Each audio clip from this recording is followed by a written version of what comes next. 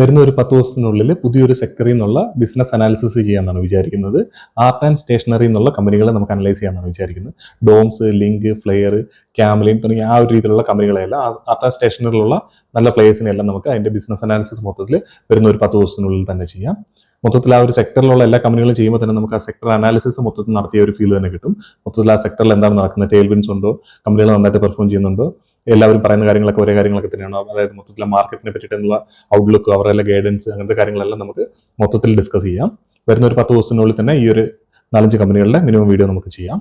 അതുപോലെ ഞാനിത് പറയുന്നതിന്റെ റീസൺ എന്താണെന്ന് വെച്ചാൽ, നിങ്ങൾ ആരെങ്കിലും ഇതിങ്ങനെ ട്രാക്ക് ചെയ്യാൻ താല്പര്യമുള്ള ആൾക്കാരുണ്ടെങ്കിൽ നിങ്ങൾക്കും നിങ്ങളുടേതായിട്ട് ഇതിന്റെ കൂടെ തന്നെ ട്രാക്ക് ചെയ്യാം. അതിനുശേഷം ഞാൻ ഈ വീഡിയോ ചെയ്യുമ്പോഴത്തേനും നിങ്ങളുടെ സ്റ്റഡിയിൽ കൂടുതലായിട്ട് എന്തെങ്കിലും ഡേറ്റ ഉണ്ടെങ്കിൽ നിങ്ങൾക്ക് അത് കമന്റ് ആയിട്ട് ഷെയർ ചെയ്യാം.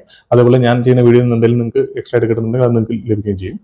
ഒരു തവണ നമ്മളെ ബിസിനസ് അനാലിസിസ് ചെയ്ത് കഴിഞ്ഞാൽ പിന്നെ നമുക്ക് ഈസി ആയിരിക്കും, കുറച്ചും കൂടി ഈസി ആയിരിക്കും. അതിന്റെ ഓരോ റിസൾട്ട് സീസൺ വരുമ്പോഴും നമുക്ക് കമ്പനികളെ ട്രാക്ക് ചെയ്യാനായിട്ട്. നമ്മൾ ഓൾറെഡി ഇപ്പോൾ EFCയുടെ വീഡിയോ ചെയ്തിട്ടുണ്ട്. സോ ആ സെക്ടറിൽ നിന്ന് വേറെ കമ്പനികളൊന്നും ചെയ്തിട്ടില്ല. അവരുടെ കോമ്പറ്റേറ്റർ ആയിട്ടുള്ള ഓഫീസിന്റെ വീഡിയോയും ഇതിന് ശേഷം നമുക്ക് ചെയ്യാം. സോ അതല്ലാതെ വലിയ പ്ലേയേഴ്സ് അവിടെ ഇല്ല, ചെറിയ 1-2 കമ്പനികളുണ്ട്. നമുക്ക് നോക്കാൻ പറ്റിയാൽ അതിൽ ഇൻട്രസ്റ്റിംഗ് ആയിട്ടുള്ള എന്തെങ്കിലും പ്ലെയർ ഉണ്ടെങ്കിൽ നമുക്ക് അവരുടെ വീഡിയോ ചെയ്യാം. അതിനുശേഷം നമുക്ക് പുതിയ സെക്ടറുകളിലേക്ക് കിടക്കാം.